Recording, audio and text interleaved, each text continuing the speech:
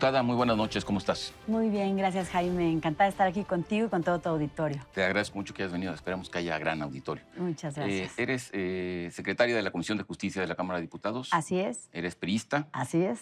Eres abogada. Abogada. Tienes 2 maestrías en Georgetown. Tengo una maestría en Georgetown en Derecho Internacional y otra en la Universidad Iberoamericana en Derechos Humanos. Ok. Y Tamaulipeca. Y Tamaulipas. Así es. ¿Cómo está Tamaulipas? Estaba muy asediado, ¿no? Está complicada la situación, Muy así es, complicado, Jaime. sí, mucho tiempo. Sí. Oye, bueno, el tema es el asunto de las facturas y de la defraudación fiscal como un delito de seguridad nacional. Así Tú es. estuviste obviamente implicada en esto porque estás en la Comisión de Justicia, que sesionó justamente, me decías tú, con la Comisión de Hacienda. Así es. ¿Nos podrías un poco describir qué fue lo que se aprobó en este sentido de las facturas, el fraude y el rango de delito a la seguridad nacional? Claro que sí. Mira, yo lo primero que te diría como una reflexión introductoria sería que lo que a nosotros nos preocupa, por supuesto, sí sería combatir frontalmente todo lo que tiene que ver con facturas falsas, todo lo que tiene que ver con empresas fantasmas, por supuesto.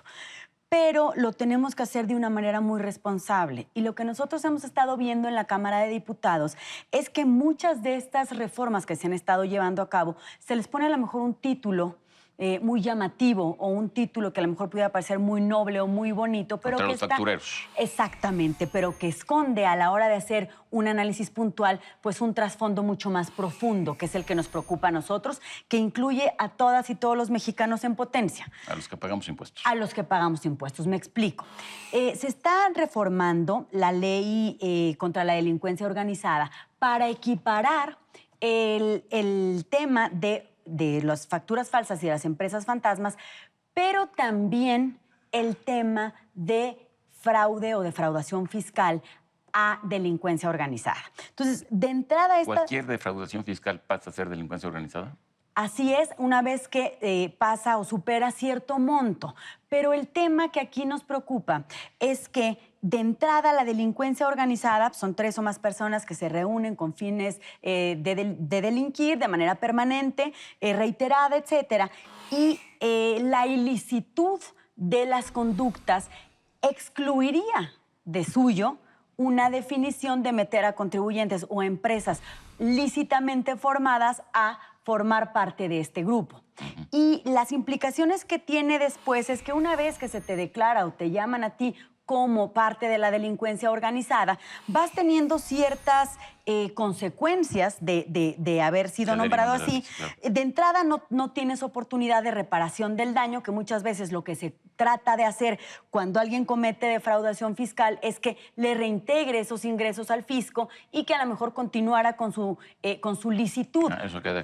Eso, si eres delincuencia organizada, ya no lo puedes hacer. O sea, eso es lo preocupante de entrar a la categoría de delincuencia organizada. Entonces, por eso yo te insisto, no es que nosotros no digamos que se castigue aún en la defraudación fiscal, pero esa ya está tipificada. Pero otra cosa es que vayas a dar a delincuencia organizada. Porque aparte, una vez que terminas un procedimiento de delincuencia organizada, lo que va a proceder es que al final de cuentas el Estado se queda con esas propiedades.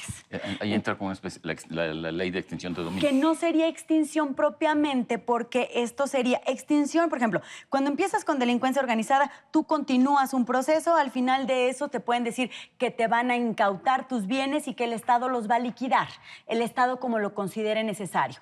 Y extinción de dominio puede ser un procedimiento que inicia aparte, independientemente de la conducta o no de delincuencia organizada. En este caso, va junto con Pegaso. Exactamente, que ese también es un tema que nos preocupa a nosotros.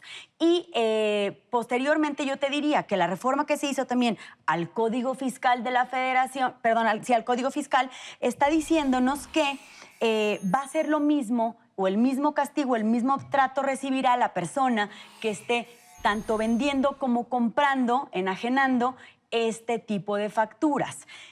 Y ojo, facturas falsas. Es que está complicada El tema es complicado y yo te diría dos cosas para clarificarlo y después podemos a lo mejor continuar platicando, ya contestando las preguntas, Jaime. Una, nosotros lo que decimos es, si lo que se quiere es luchar frontalmente contra facturas falsas y empresas fantasma, vamos a tipificar únicamente esas conductas y dejemos fuera la defraudación fiscal. Eso podría haber sido, pero ya no es. Ya no es, eso ya no es, eso ya no sucedió. Ya vamos todos en el mismo barco.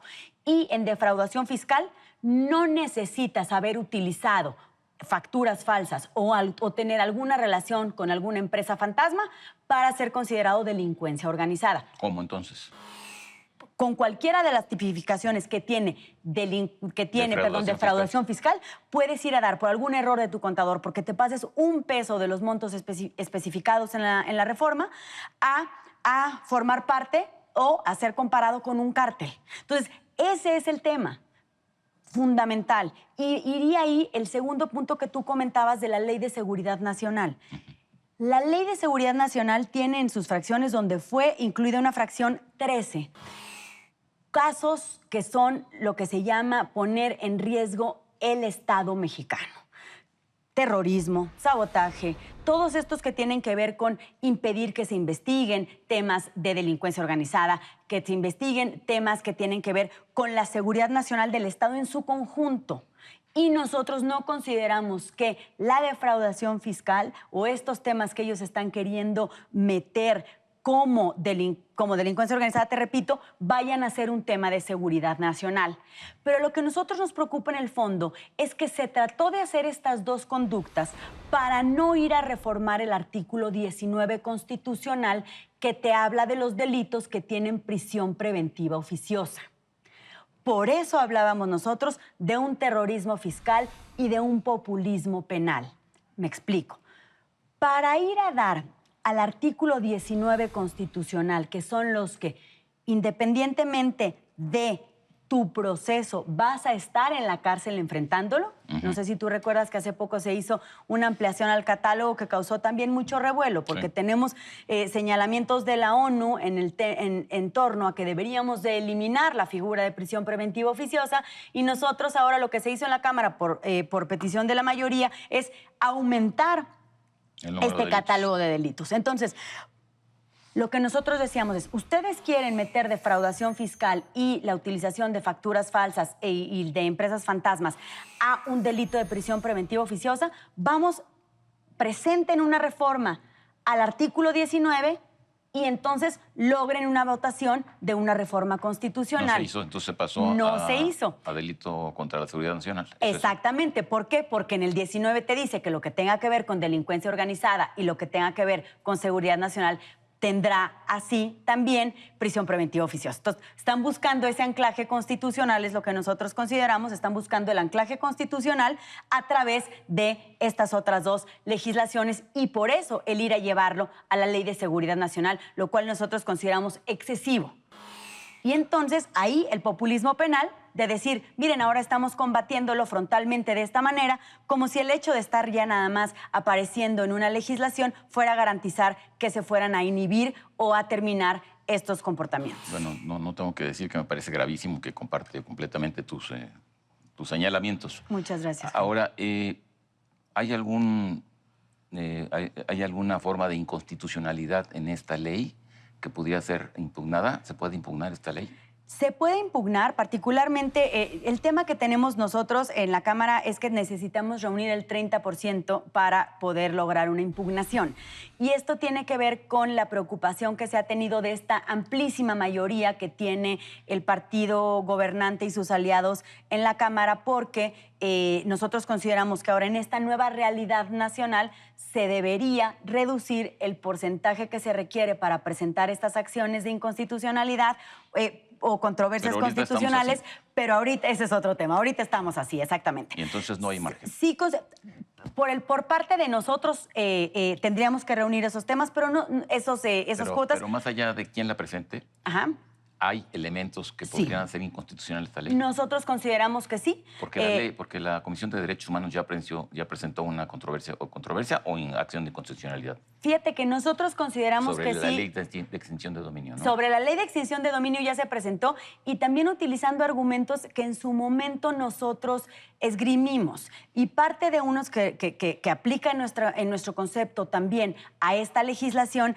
es que no tiene proporcionalidad a las conductas que se están cometiendo con las penas que se están no intentando, ya quedaron en ley, Claro. con las penas que han quedado en ley para estas conductas. Y este tema no deja de ser fundamental, Jaime. ¿Por qué? Porque si estamos ahorita, como tú bien lo sabes, inmersos en la aprobación de la ley de ingresos que ya quedó, viene ahora presupuesto de egresos, el crecimiento en donde lo tenemos, y lo que se requiere es incentivar la inversión y lo que se requiere es apoyar a las personas o a las empresas que están generando puestos laborales y empleos en nuestro país. Crecimiento.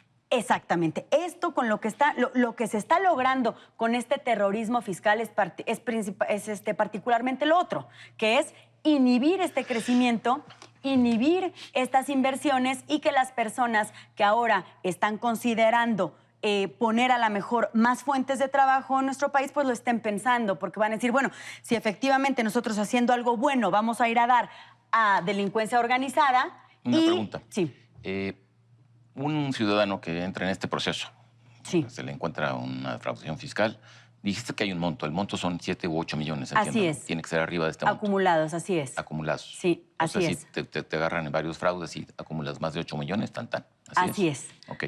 Este ciudadano podría solicitar un amparo Sí, por supuesto. y este amparo pues, podría terminar seguramente en la corte, quiero pensar.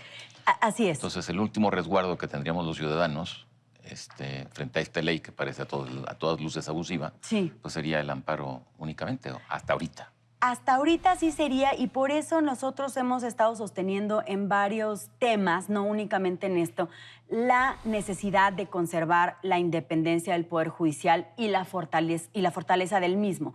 Porque al final de cuentas es el contrapeso que nos queda para estos abusos que se están cometiendo legislativamente por la mayoría. Si tú recuerdas, Jaime, antes de aprobar esta ley tuvimos ejercicios de parlamento abierto en los cuales la mayoría, si no es que todos los expertos, se pronunciaron en contra de esta legislación.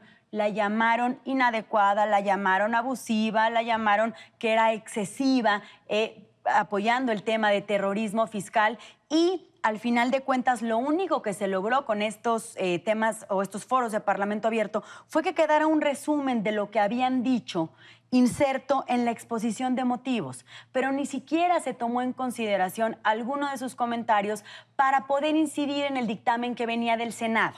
Entonces, sí. Eso es muy importante, ¿no? Lo que vino del Senado, o lo que fue del Senado, se aprobó completamente con todas las comas y puntos.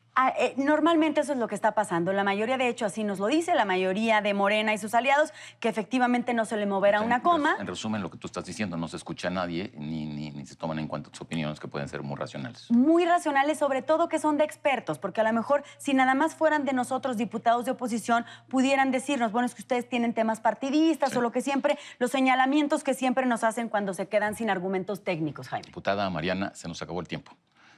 Cierra con 2 palabras o con 3 palabras. Estamos en contra del terrorismo fiscal y a favor de la legalidad y el Estado de Derecho en nuestro país. Me sumo. Muchísimas gracias, Te agradezco Jaime. mucho. A Gracias. ti. Hasta luego. En Contexto, buenas noches. Hasta la próxima semana.